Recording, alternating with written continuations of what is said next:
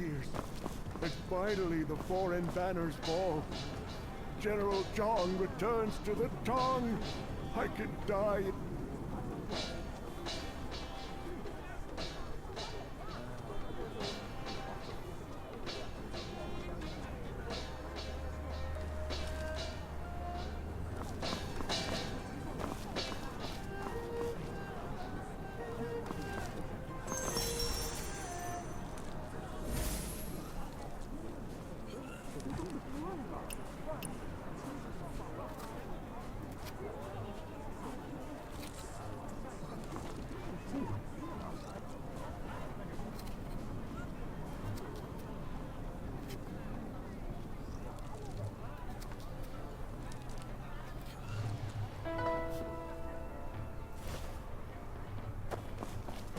Dance for us!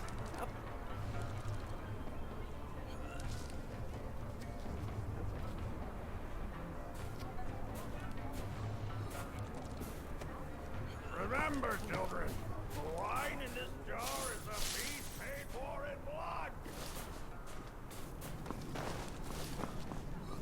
Sir, I've been searching for you everywhere. Ah, you've come at the perfect time. Listen to the people here. After all these years of waiting, the spring breeze has finally returned. The young lord has grown old, and the young maiden is now a gray-haired woman. Yet the scenery still follows the waters of Liangzhou, flowing onward into the mortal realm. Time changes, yet the world remains. Four seasons paint the landscape. 3,000 rivers flow, and the world stretches beyond.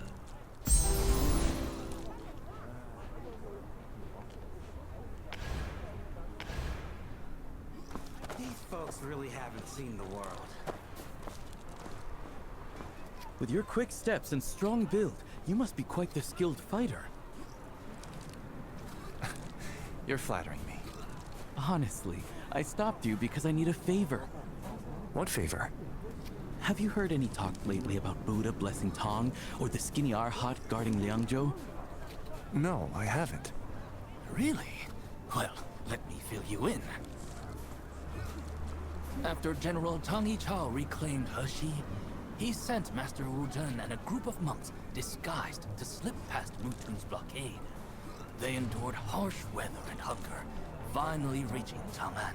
On that day, all the people turned out to welcome Master Wu Zhen, wearing humble clothes and worn shoes, looking like a skinny Arhat, with banners flying that read, "Heshi restored." Without his dedication and sacrifice, Liangzhou wouldn't be flying Tang flags today. Master Wu-Zhen braved storms and hardship. He truly lives up to his name. Now, there are 3 special spots in Liangzhou City. Hey, Uncle Liangzhou, enough with the story. Get to the point. Right.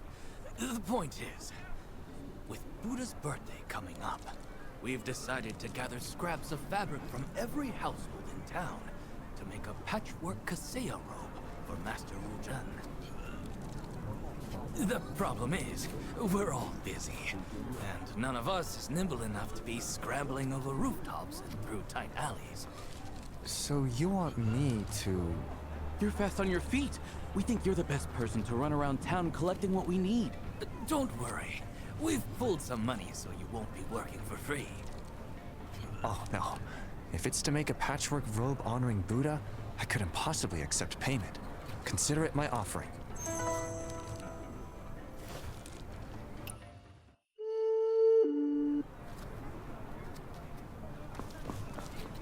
These folks really haven't seen the world. And finally the foreign banners fall. Excuse me, miss. I've been asked to gather scraps of fabric to make a patchwork robe for the skinny Arhat. If you have any leftover cloth at home, could you spare a piece? The skinny Arhat?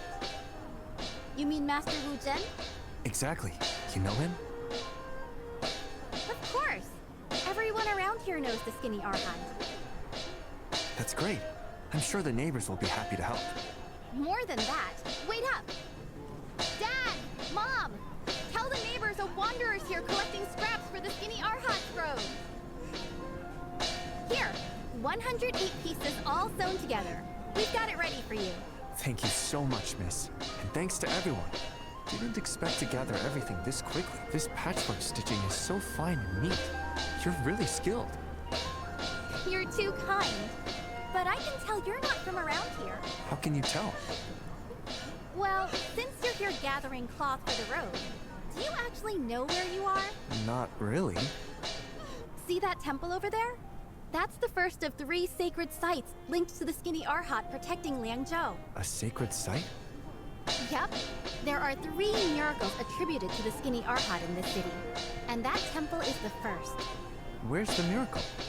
When the enemy took over Liangzhou, they tried turning all the temples around here into barracks for warrior monks. They brought in Bo 10 monks for this. They destroyed Buddha statues, burned scriptures, made weapons, did whatever they wanted. Oh, monks, they took up swords and spears recklessly, and the skinny Arhat's divine punishment struck them. All were crippled and lame. What happened to the original Han monks? Were they driven out? Or worse? Thanks to Master Wu Zhen, who somehow negotiated with Mu Tun, the Han monks were spared and allowed to stay. But they were forced every day to chant strange, meaningless prayers. Later, when General Zheng drove the enemy out, those Bo Chen monks were just abandoned. Still, Master Wu Zhen showed mercy and let the Bo Chen monks remain in the temple. Thank you again for the patchwork robe, miss. I'm off to see that sacred site now. Farewell.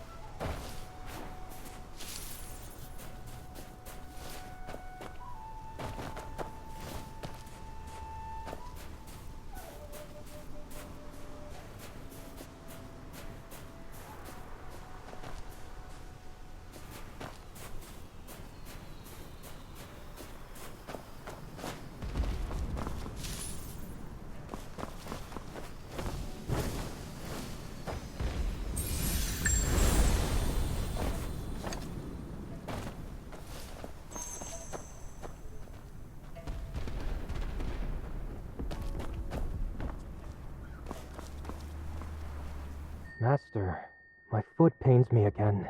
That foot is beyond healing now. Could this truly be the skinny Arhat's curse? Every brother who swung the Vajra pestle ended up with a crushed foot from its heavy head. That Vajra pestle was meant to fight demons, but instead, we were ordered to use it against our own Han monks. Doesn't that make us the real demons in the end? Exactly.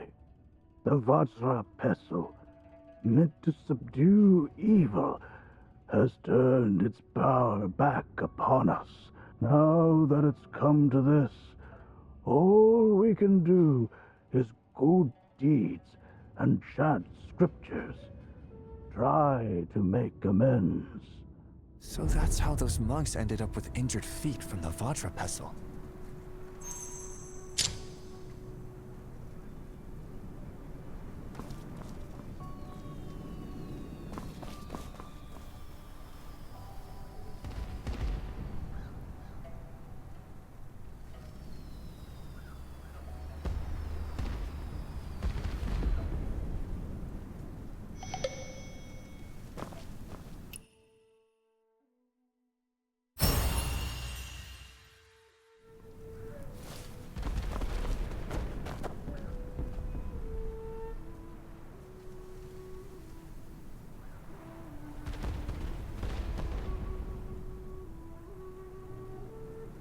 Wait, how come these Bodchen documents have so many scriptures and Han characters?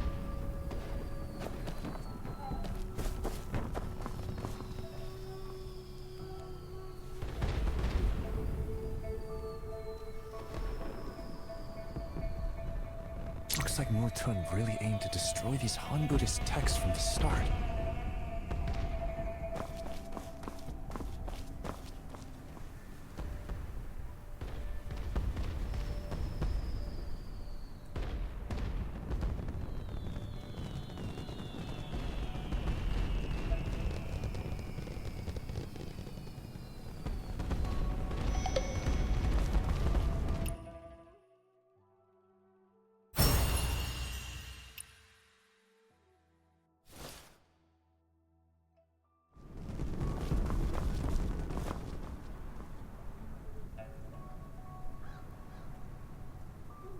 Why are these Vajra pestles so top-heavy and awkward? Shafts seem hollow. Using these as weapons, we'd probably hurt ourselves before even touching the enemy.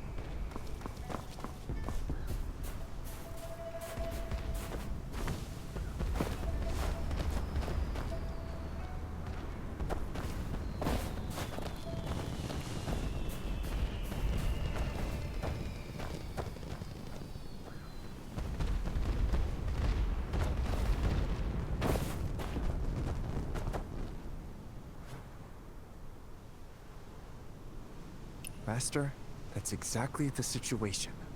So please, accept this patchwork kasea we made in your honor. Amitabha, I'm truly grateful for your kindness.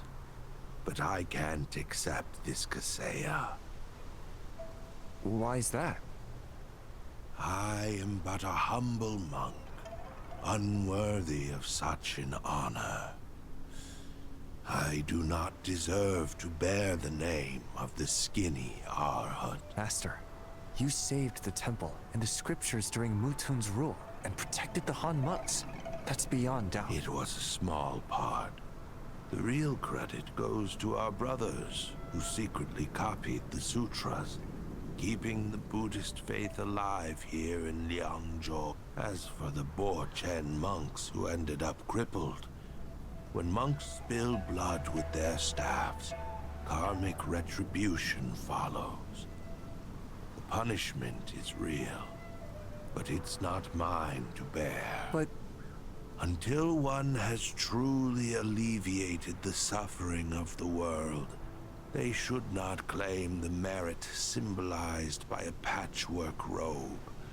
I don't have the blessing of those who donated the 108 pieces of cloth, and no matter how generous the offerings, the robe can't be sacred without true virtue behind it. You'd be better off finding the person who truly earned the gratitude of the people who contributed the fabric.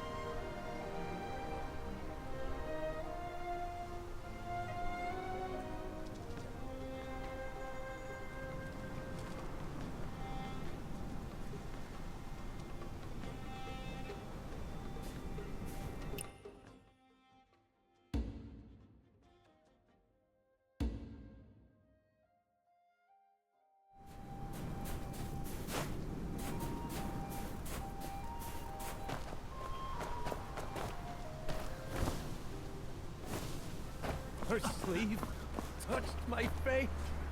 It's softer than a hushy night breeze.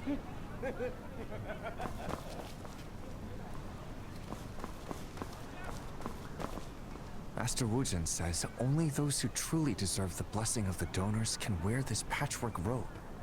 If Master Wu Zhen himself feels unworthy, then who else could be worthy? By the way, last time you mentioned that the skinny Arhat protecting Liangzhou left behind more than one miracle. Besides that temple, where else? Oh, there's a big bell behind the pagoda. Right there. What's the story with... Back when Mu Tun tried to turn the temples into barracks for warrior monks, they needed copper to make weapons. So they set their sights on that bell. You mean Mutun wanted to melt the bell down to make arrowheads?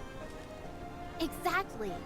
But when they tried to take the bell down, it suddenly wouldn't ring. It became completely mute. The Bo Ten monks sent by Mu Tun tried striking it, but no sound came out. They thought it was a curse from the Buddhas and gave up, leaving the bell behind the pagoda. I'll go check it out. These folks really haven't seen the world.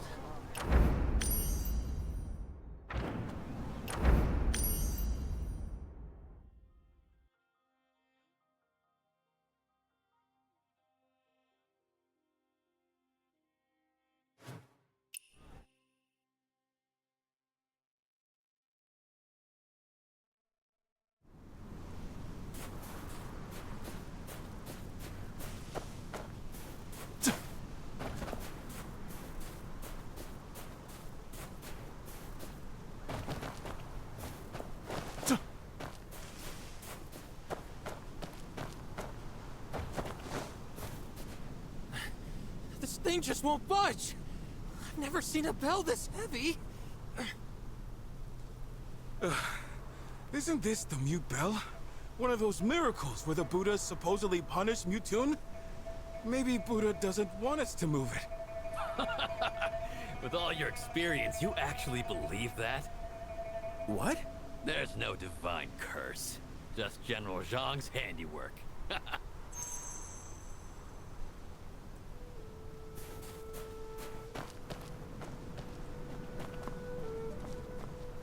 Wait, you said this mute bell has something to do with General Zhang? Forget it. Don't go digging where you don't belong. But Mutun's been driven out. What's left to hide? Exactly! Just tell the Wanderer already. All right. Since you're so curious, take a guess. Why do you think this mute bell is so heavy? Could it be... something's hidden inside? Sharp guess. The bell won't ring because it's filled with lead and tin. Why would they do that? Back then, Mutun wanted to melt the bell down to make arrowheads. General Zhang got wind of this, secretly teamed up with Master Wu Shen, and gathered a dozen coppersmiths. Overnight, they melted half the bell and poured in lead and tin to fake a divine curse to scare Mutun. That's right. Those Bochen monks Mutun sent were so freaked out, they ran off. I was lucky enough to be a part of that. What a brave thing to be part of. Now that Hashi is peaceful, it's time to move this mute bell and have it recast. Come on, everyone. Let's give it a good heave. I'll lend a hand too.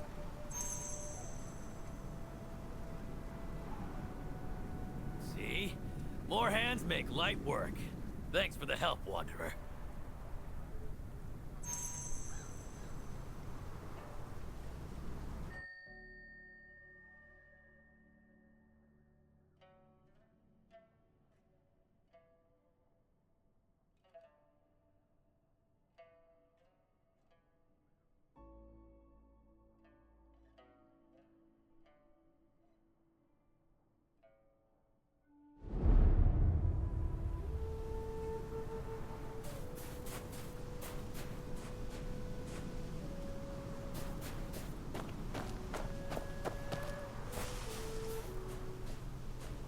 Sweep the floor, then sweep within. Otherwise, all in vain.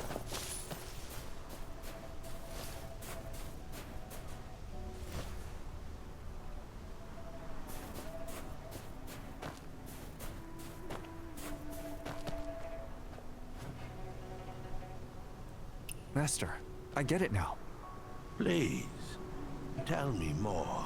Huxi was isolated for years, and thanks to General Zhang, it returned to Tang rule. Nobody deserves the title Skinny Arhat more than him. Master, please pass this patchwork robe on to General Zhang. Amitabha. Benefactor Zhang is truly worthy of this robe. Thank you, Master.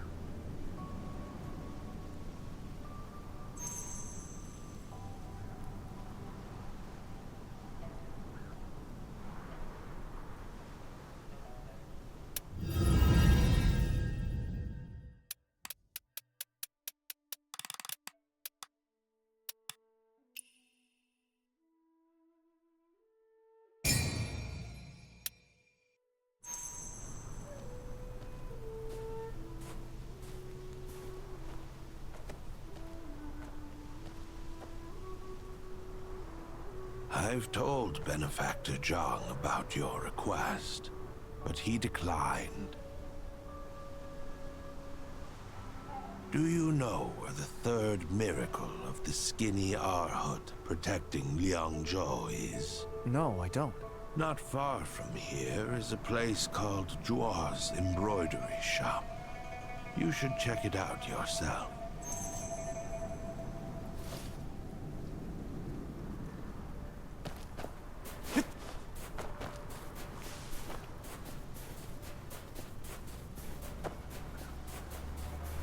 Sweep the floor, then sweep within.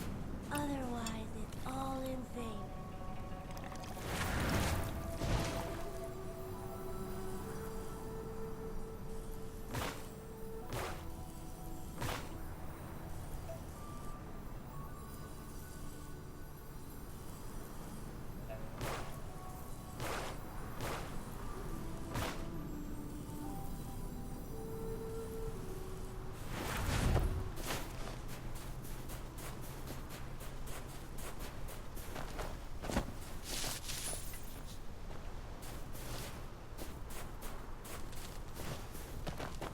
May the light never die. Lantern after lantern.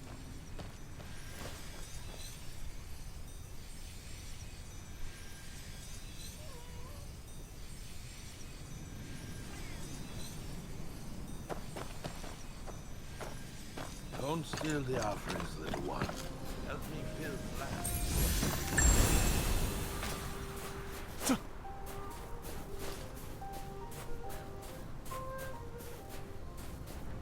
Raise their wages, all of them. Other caravans get days off.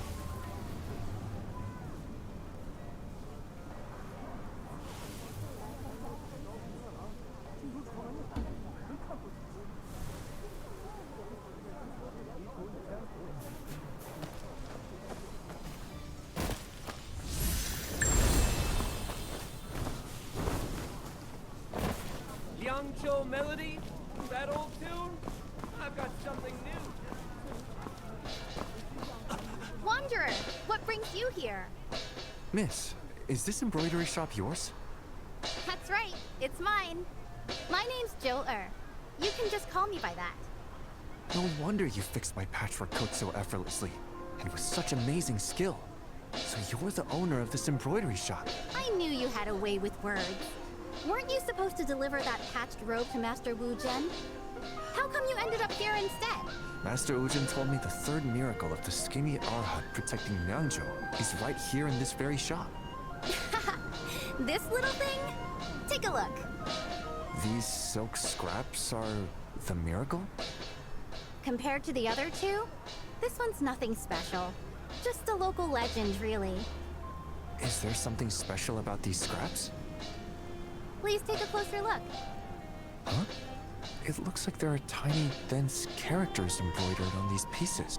Back then, carrying important documents, Master Wu Zhen led his monks disguised as a merchant caravan to get through Mutun's blockade. They came to me for help. We embroidered the documents onto silk, then cut the fabric into scraps and hid them inside pouches layered with Western spices. Using this clever trick, they managed to get news from Liangzhou all the way back to Chang'an. So these scraps here are... Embroidery with writing? That's like carving intricate designs onto a grain of wheat. Though many of these pieces are flawed embroidery. In a mustard seed, the entire universe. Miss Jewel, this third miracle is just as remarkable as the first two.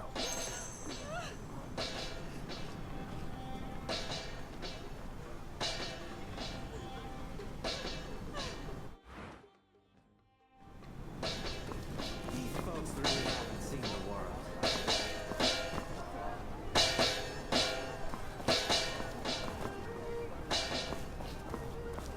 I heard the fact my guns and Kalani, Unhuang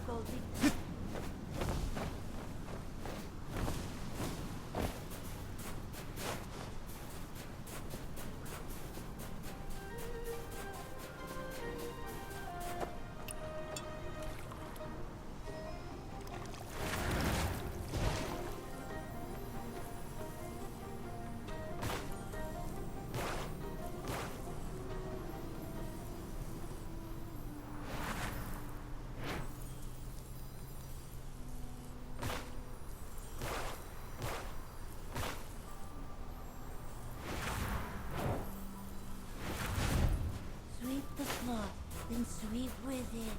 Otherwise...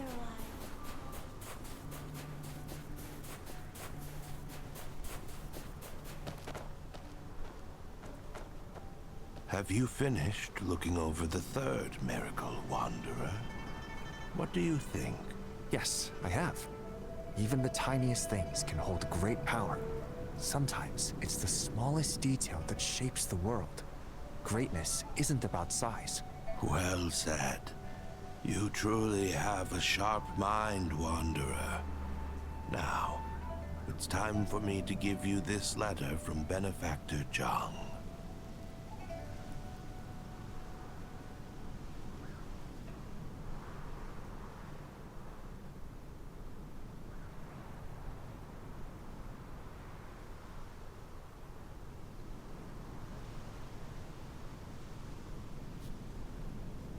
Please, tell me more. The monks, the coppersmiths, the seamstresses, they all did their best to protect the scriptures. All of them are the skinny Arhat. So instead of a single person, the skinny Arhat is really the spirit of the people of Liangzhou. Their willingness to suffer for the hope of restoring their homeland. Well said. You've seen the truth clearly, Wanderer. That is the path to awakening. Master, if the true skinny Arhat is the people of Liangzhou, why not place this patched robe at the top of the stupa and let it continue protecting everyone?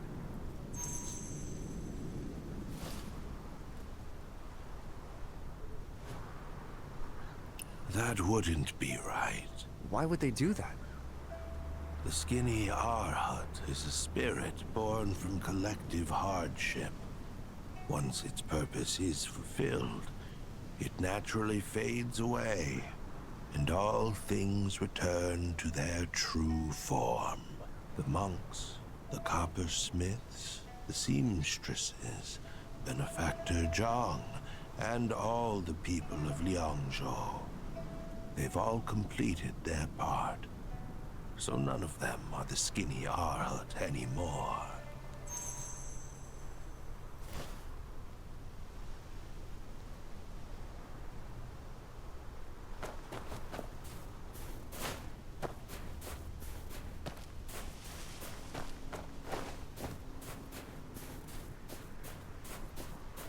Sweep the floor, then sweep with it. Otherwise, it's all in vain.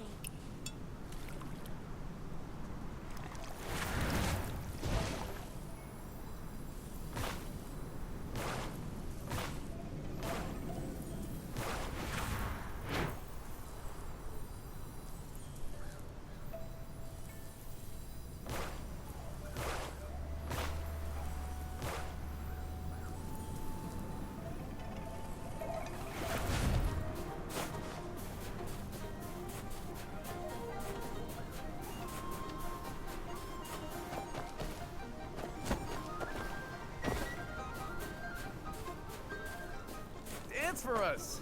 I'll beat the rhythm with my blade. And so, in the end, no one would accept the patched robe. How profound. When the cause ends, everything returns to truth. Master, I see it now. Since no one will take the robe, we'll leave it in your hands, Wanderer. Me? The skinny Arhat protected Liangzhou. Now the patched robe goes to the one fated to receive it. Thank you, Wanderer. See you.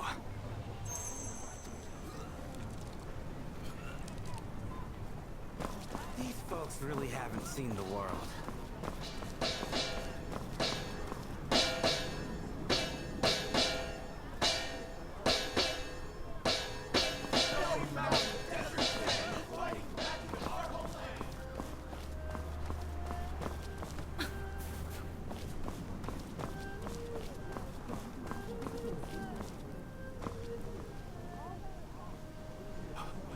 Wanderer, that tattered robe you're holding, are you planning to keep it?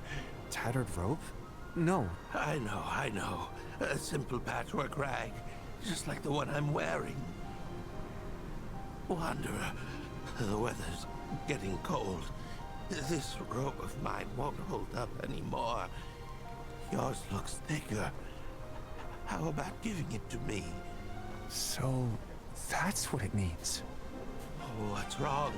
You can't bear to part with it. Oh, want me to sing your tune of falling lotus blossoms to cheer you up? Skin and bones? Frail as a ghost? You're the skinny Arhat. Arhat? What Arhat? I haven't eaten all day. Of course I'm skinny. Are you giving me the robe or not?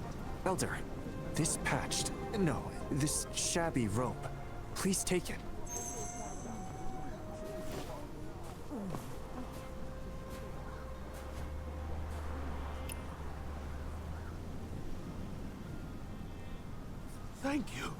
Thank you.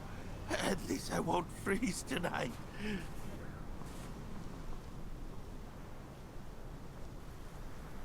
The skinny Arhat guarded Liangzhou, and the patchwork Kaseo was offered to him. Now I get it. I really get it.